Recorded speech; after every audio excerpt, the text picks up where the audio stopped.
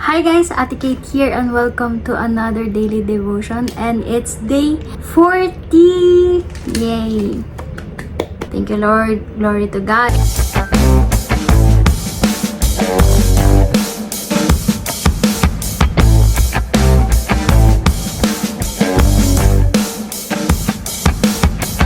Let's pray first. Jesus, thank you so much for this day that you have given us. We worship you and we glorify your holy name. I pray na maitas kita sa araw-araw na binigay ninyo. Marami man kaming pagkukulang, Panginoon. Isinasamo ko na patawarin niyo kami at naway tulungan niyo kaming magbago, Panginoon, O God. Hasain niyo kami at mas bigyan niyo pa kami ng mga lessons sa buhay namin na hindi namin makakalimutan, Panginoon. Sa Lord, wag mo lang kami iiwan. Wala kaming magagawa kung wala ka. So, thank you so much, Lord God. We trust in you. In Jesus Christ's name we pray. Amen. So, our Bible verse for today is Psalms 25:14. Basahin natin. Sabi niya, "The secret of the Lord is with them that fear Him, and He will shew them His covenant." Ang Panginoon ay napakagaling, napakadakila at kung isipin natin, sino ba tayo para bigyan ng ganitong opportunity ng Panginoon? Sino ba tayo para mahalin niya ng ganito? Dahil sobrang ganda. Sabi niya sa Tagalog, sa masunurin si Yahweh isang kaibigan, pinapaunawa niya sa kanila kanyang kasunduan. Sino tayo para maging kaibigan ng Panginoon? Sino tayo para pagsabihan ng secret ng Panginoon? At sabi niya, ipapakita niya yung kanyang covenant, yung kanyang pangako sa atin. At lahat ng mga may takot sa Panginoon ay i-reveal niya yung mga sikreto. So, ano nga ba yung mga sikreto na yon? Gusto ko maging katulad ni David, na kung saan lagi sila nag-uusap, parang baliw si David. Lagi siyang nandun mag-isa, kumakanta, kasama ng kanyang mga tupa, at nananalangin, gumagawa ng mga katha, ng mga tula at mga awit sa Panginoon. Alam mo yung ganong klaseng pag-ibig, yung ganong klaseng pagmamahal, yung ganong klaseng closeness sa Panginoon. Alam mo, sobrang hirap na mangyari yun kasi nga ngayon sobrang talamak na ang social media. Nakakamiss yung, minsan napapaisip ako na sobrang nakakamiss yung mga araw na wala tayong phone, na lagi tayong nasa labas, naglalaro, na, or kapag nasa bahay man tayo, wala tayong ginagawa, nakatunganga lang tayo. Yung mga ganong moment, yung mga tao, or isa na rin ako doon, ang hirap na hindi mo kasama yung phone mo. Kailangan kasama mo yung phone mo sa lahat. Of course, I need it. But pinapractice ko din sa sarili ko na talaga na mas masarap na wag ko nang gamitin yung phone kung hindi naman kailangan. Kaya I really love this Bible verse because it speaks how those people who are close to Him will nagsasabihan na kayo ng Panginoon ng mga sikreto.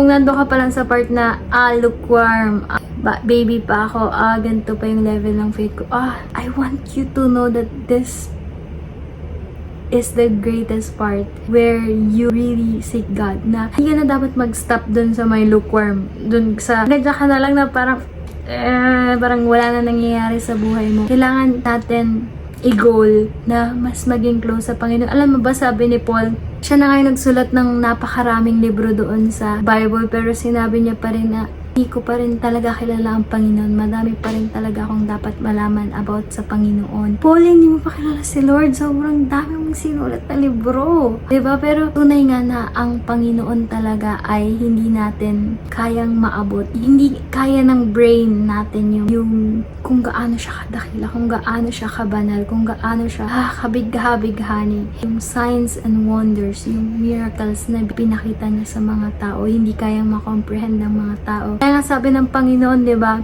kahit hindi mo ko nakita, dat maniwala ka. Yun yung pananampalataya, kasi yung iba ay magtitiwala lang kapag may nakita. Pero ngayon, ang gusto na ng Panginoon, kahit na wala ka man makita ng mga ganon, yung pagtitiwala mo sa Kanya buo pa din, yung pagmamahal mo sa Kanya buo pa din. Ibig sabihin, you have that close relationship with the Lord na nagsasabihan na kayo ng sekreto. Sa kinwento ni Jesus sa Bible is yung binigyan niya ng yung 3 tao ng talento. Ng 5, yung isa binigyan niya ng 2, yung isa binigyan niya ng 1. Titingnan natin, napaka-grabe yung experience na to dahil sa time ng Panginoon, sa time nila, yung mga year na ito or era na to, hindi pwedeng bigyan ng regalo ng isang amo yung kanilang alipin. Kasi sobrang kailangan natin alamin yung cultural differences natin, yung nung time na yun yung talaga yung solid na pinaniniwalaan nila. So, time na yon, hindi pwedeng bigyan ng gifts yung mga servants. Ibig sabihin,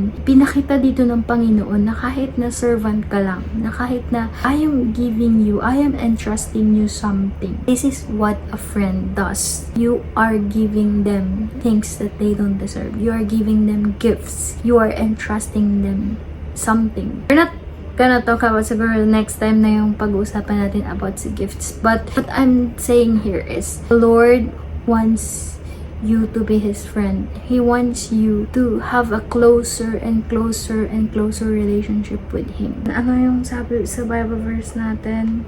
Those who have reverence for the Lord, yung mga may respeto, sobrang grabing respeto sa Panginoon, na nag-ino-honor siya, minamahal siya, at sinusunod ang kanyang salita. Ipapakita niya yung mga thoughts ng Panginoon, yung covenant ng Panginoon, yung promises, magiging clear sa Lord sa'yo. And He will reveal things to you. Kasi hindi mo basta-bastang makikitlala yung Panginoon eh. Hindi mo pwedeng sabihin na, kilala ko yung Panginoon, ito kasi sabi ni Pastor, ito kasi sabi ni Ate Kate, ito kasi sabi ni Sister. Hindi ganun eh. He will reveal Himself to you. He will show Himself to you. He will reveal. You will be convicted by His word. You will have this epiphany where sobrang magiging klaro siya sa'yo na, ito si Lord. Kaya hindi natin siya kayang ma-describe sa words lang. Kaya sobrang grabe ang Panginoon. And the more that you seek God, the more na nagkakaroon ka ng bonding sa Panginoon, the more na ipinagkakatiwala mo yung buhay mo sa Panginoon, sobrang i-bless ka ng Panginoon. And fear God. Okay? Pag-aralan natin yun ng sobra-sobra. God bless you, and Ate Kate out. Bye-bye!